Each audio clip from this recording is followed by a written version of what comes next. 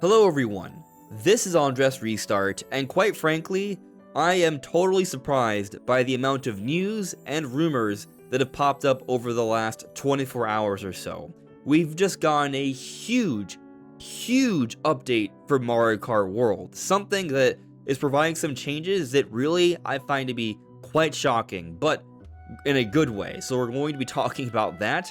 But we're also going to be talking about news on, yes, Metroid Prime 4. Don't worry, no story spoilers or anything like that in this video, but there are some interesting details that have come out. We're also going to be talking about rumors for Metroid Prime 5, which I find to be rather interesting as well. And then there are also rumors, or a rumor, for an imminent announcement to come at the Game Awards having to do with Monolith Soft's next project. The maker of the Xenoblade games, what could they be doing next? Possibly, according to this rumor, it may get announced really soon. Now, do I believe this rumor? I'm not entirely sure. However, following this rumor, more rumors have come out about what Monolith Soft is working on, which does suggest an announcement in the next Nintendo Direct. So we have all of this and more to get into today. But before going forward, let me point out that I do have this goal to reach 60,000 subscribers. So if you find yourself enjoying my videos, I would very much appreciate your support. But now getting into the Mario Kart World news first. I'm going to focus on the news, and then afterwards I'll get into some of these juicy rumors. So, Mario Kart World. There has been a new update. As we're seeing here, this is Nintendo's Japanese website, an actual article they have detailing the update, and it is update version 1.40. And one of the big features, a part of this update, is the item switch from Mario Kart 8 Deluxe that they also added as a free update late into the Switch's life cycle. They've brought back, and yeah, you can see here you can toggle on and off all sorts of different items in Mario Kart World now, which is kind of a pretty big deal. And they even go so far as to talk about a lot of the advantages for this new item switch feature, such as being able to just put on Just Kamek. If you put on Just Kamek, that means you can have everyone just transforming all the time, and this will make it a lot easier to unlock all the other characters you may not have unlocked yet, or perhaps for a whole bunch of people who are just now picking up Mario Kart World, because we are approaching Christmas and the Nintendo Switch 2 continues to sell extremely well. We actually recently heard from Paul Gale that according to the numbers he's received, the Switch 2 has already surpassed Wii U lifetime sales, over 13.5 million in less than 6 months. Going into the holidays, that's extremely impressive and bodes very well for Nintendo hitting their now increased expectations. Perhaps they might even surpass that. But going beyond the item switch stuff, what's really shocking, as they say right here on their own website, this is official information here, the course layout has been changed. Literally, they went back to some of the intermission tracks around Koopa Troopa Beach and they changed them. So all these tracks right here racing towards the beach and away from the beach have been changed. How much? Well, take a look at this image here. So as you see, this is the original version, one giant slight curve, and then over here, you can see it's veering off to the left, there's a giant loop, and then there's a big jump, and then there you are. Or over here, very slight turns, here are some pretty intense turns by comparison. Or over here, basically a straight line. Here, there's a few extra turns. Or over here, there's been a lot more turns added. Or over here, it's a little bit more interesting. Or over here as well. So they've gone and actually changed around the layout for some of these intermission tracks centered around Koopa Troopa Beach. So this is actually a pretty big deal because it's showing that Nintendo has actually been listening to a lot of the criticisms of Mario Kart World. And one of those biggest criticisms has been that some of the intermission tracks don't feel quite right as Grand Prix tracks because, well, they're too straight. There's not enough turns. Doesn't feel like a proper Mario Kart race. So they've gone ahead and made some changes here, literally changing the layout for some tracks in the game, which I think is actually a pretty big deal. And it could be a sign for even more changes to come. All we've gotten this year are free updates to Mario Kart World, some pretty impressive ones I might add. But what we've been really waiting for are some more significant expansions to, like, characters we can use and different things like that, and perhaps more new tracks. And I do think all of that's going to come, probably in the form of paid DLC They probably didn't want to announce that now in the first year, I'm guessing, given that they haven't announced it yet. But next year, I think there's plenty of opportunity to make an announcement like that if that is indeed in the cards in the not-so-distant future, which, quite honestly, I think is very likely. Now, on to some Metroid Prime 4 news. I'm not going to be spoiling anything that's in the game, but we have heard from the credits that there is a new voice actress for Samus. It is no longer Jennifer Hale, who voiced Samus from the Metroid Prime series many years ago. It makes sense that nearly 2 decades later, they would have a new voice actress, and that voice actress is Erin Yvette. Now, some people have taken this to mean that this confirms that Samus will talk with actual words in Metroid Prime 4. That's not what this means. We've already heard Samus before in the prior Metroid Prime games. She didn't have dialogue then, not spoken dialogue. What it was her breathing, her expressing pain, grunting, things of that nature. So that's to be expected in Metroid Prime 4 as well. We've already heard that from some of the previews and trailers and such. Will there be more? Will she talk at some point in the game? That we don't know. Some people may know already, given that reviews have come out, but they've been very careful about revealing too much in the actual reviews. It seems like Nintendo was really trying to limit just how much could be said about the game from reviews. So I think that's a good thing. Very little has actually been spoiled about this game. And also, by the way, there haven't been any substantial leaks. Like, for the most part, people haven't been like ROM dumping the game and pirating it to a significant extent. It seems like that issue that has happened for a lot of other Nintendo games at this time around for Metroid Prime 4, at least so far, hasn't really happened. So that's good news, and there hasn't really been that much spoiled. Not to say that people haven't gotten their hands on the game early. They have, and there have been some conversations that have come up because of it, but it's been far lesser than any recent Nintendo entry when it comes to leaks. So I would say that's pretty good news, and the game's coming out in just a few short hours here. So yeah, this is all great stuff in my opinion. But something else interesting that has come from the credits is that a whole bunch of developers helped out Retro Studios to bring this project to completion, such as Next Level Games and Virtuos and all these others that you see listed here. So this is a massive project where a lot of help was brought in to complete different elements to this game. I truly do hope this game does very well. I still think the game is going to be very good. I know the reviews have been divisive, but personally I think the issues that some critics are taking with the game are issues that a lot of other people probably won't really consider to be that big of an issue. I understand that there's certainly a vocal community of people that are unhappy with some of the decisions, like the Federation troopers, but I don't think they're going to be that bad. Maybe there are inclusions that aren't necessarily needed, but also, as many have reported from reviews, and personally what I think from what I've seen so far, even if it is something that you don't personally love, isn't something so significant that would take away from your overall enjoyment of the game. But we'll see what happens. We'll see how the overall public responds to Metroid Prime 4. Hopefully it does well. I will say we have gotten some early signs of that Metroid Prime 4 is selling pretty good, because it has been sold out at Target, the Switch 2 version, which is a good sign for sure, and also very high up in Amazon sales as well. Keep in mind, all these other games here are already out. Metroid Prime 4 has not come out yet. So it's promising stuff here. But let's now start moving on to all the different rumors and leaks we have to get into today. So here's a little bit of an update. Apparently, we've gotten it confirmed that Pokopia will be taking place in a post-apocalyptic Kanto, which is something I suspected and many others. We'll see if that's actually true, but according to Center Leaks, from what they've been finding here or from this translation, that looks like what is going to be happening.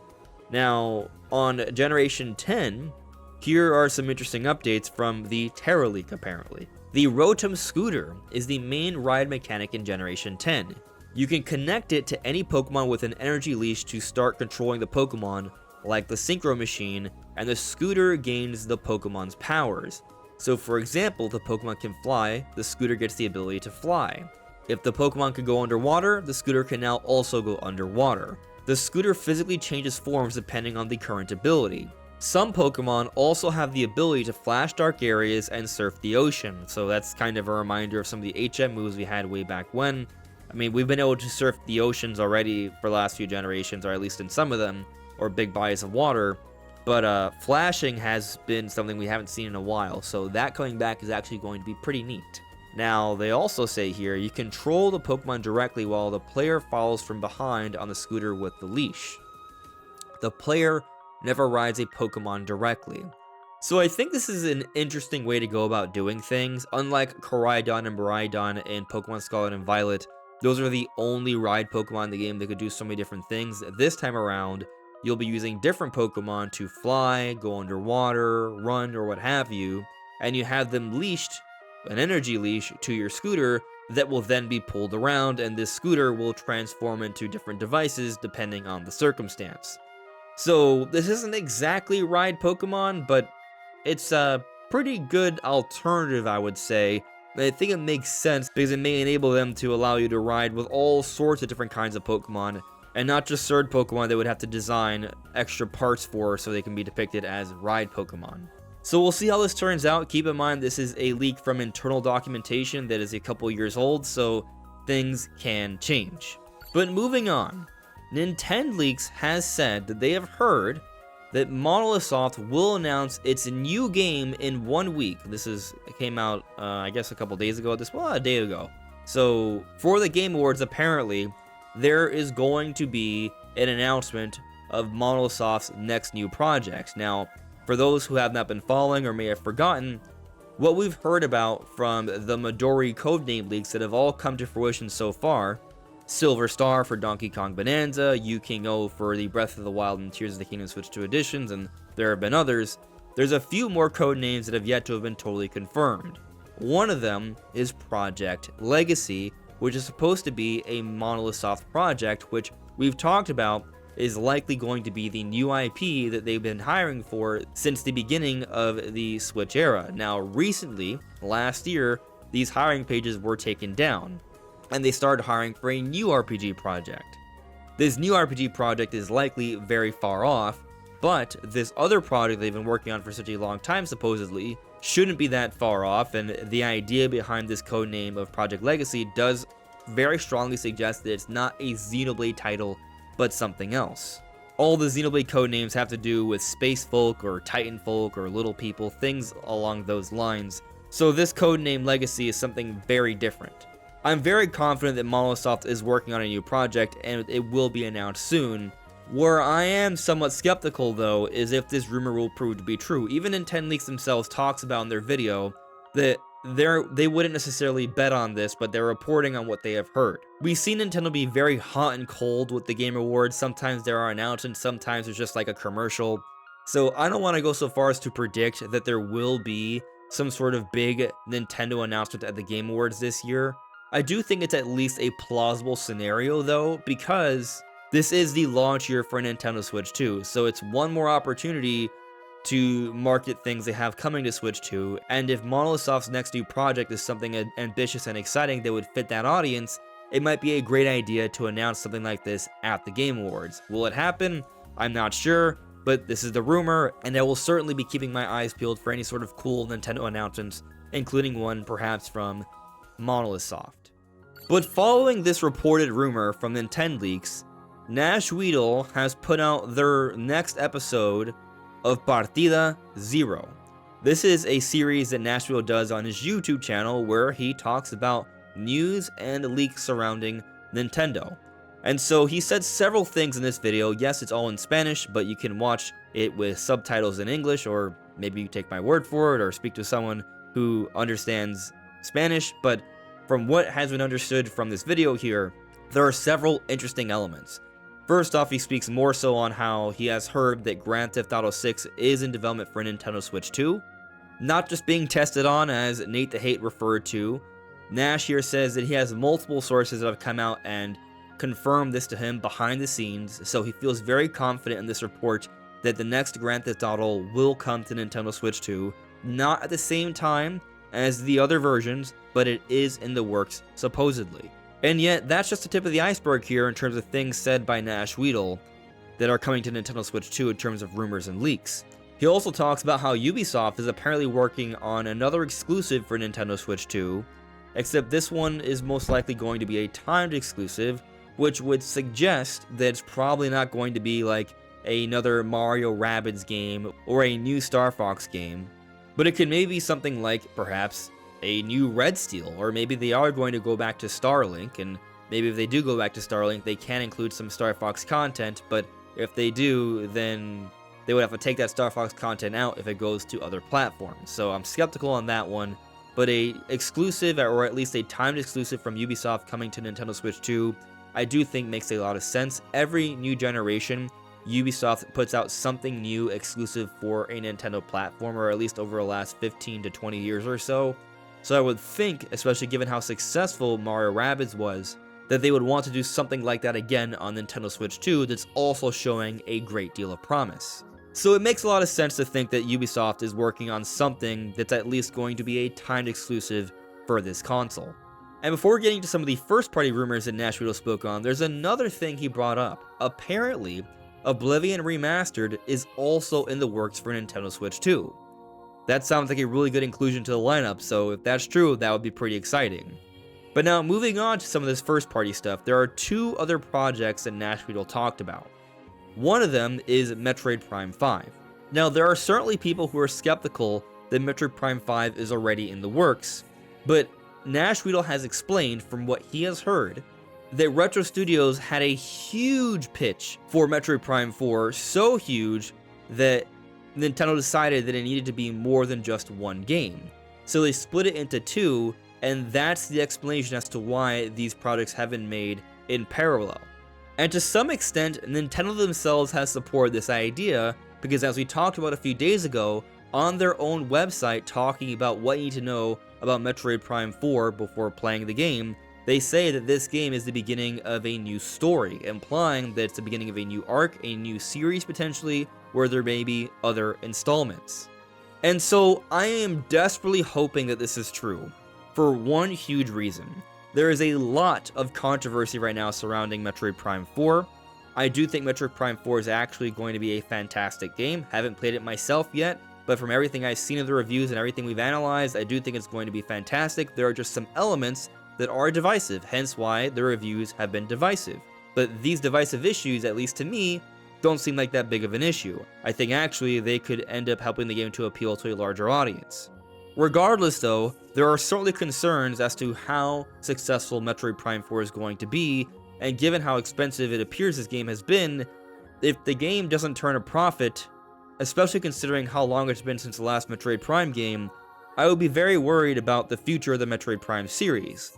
But if this rumor turns out to be true, that they have been working on Metroid Prime 5 at least to some extent, and they were making Metroid Prime 4 with already the idea in mind that there would be a Metroid Prime 5, and perhaps also as a way to be more cost-effective with their approach here, where it's not just a budget investing into one game, but two, we could see Metroid Prime 5 within the next few years, and it comes out as a Switch 2 exclusive, and it ends up being pretty good, perhaps even better than Metroid Prime 4, since they've had more time to focus on the platform, polish things up, and perfect this modern formula of the Metroid Prime series. So I so hope this rumor is true, because I really want to see Metroid Prime continue to come out. I'm excited for Metroid Prime 4. I still think it's going to be incredible, but I guess we'll find out very soon, because it is coming out tomorrow. But we have one more thing to speak on here, and that is the Monolith Soft project that also Nashville speaks on. He has not heard about a Game Awards announcement. That's not what he talks about in this video. But given the recent conversations that have come from Nintendo Leaks video, given the rumor he has heard, he's sharing what he knows. And what he has heard is that there are plans to announce the next Monolith Soft project in a Nintendo Direct early next year. Now, he's not certain if it's a new game or if it's going to be like Switch 2 upgrades or a Switch 2 edition for the Xenoblade games, but he's heard about some sort of Monolith Soft project getting announced in the next Nintendo Direct. Personally, be it at the Game Awards or in an early Direct next year, if they were to announce this next Monolith Soft project to come out next year as one of the big releases for the year. I've been looking forward to this for such a long time. I think Monolith Soft is one of the most capable developers at Nintendo, and with the significantly improved hardware of the Switch 2, I really want to see what they're capable of here. They could come out with something that could be absolutely incredible, and if it's a new IP, it has an opportunity to reach an even larger audience than the Xenoblade games, which only reaches about 2 to 3 million. Which is not a bad number, I might add, but there is potential for more here, so I'm very curious on what this project is going to end up being. And if it is indeed going to be announced early next year, that would suggest it could actually come out next year, which would help to bolster a pretty impressive lineup for 2026, which maybe, once everything's all said and done, may look like an even better lineup than 2025. But that pretty much sums up all the different news and rumors that have come out recently having to do with Nintendo Switch 2. What do you make of this all? Let me know in the comments below. This is Andres Restart, thank you so much for listening and watching, and I will see you all really soon. Take care. Bye.